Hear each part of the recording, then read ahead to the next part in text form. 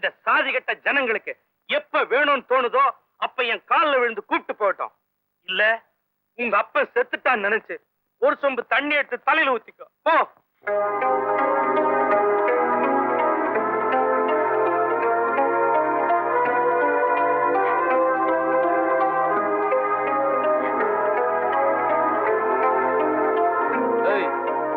என்ன முடிச்சுக்கிட்டு இருக்க? உள்ளவா.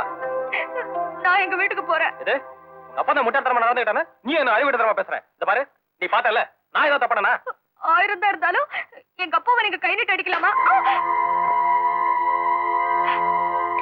நீ போலாம்.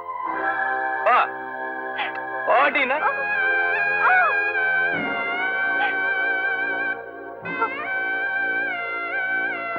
நீ வாமா.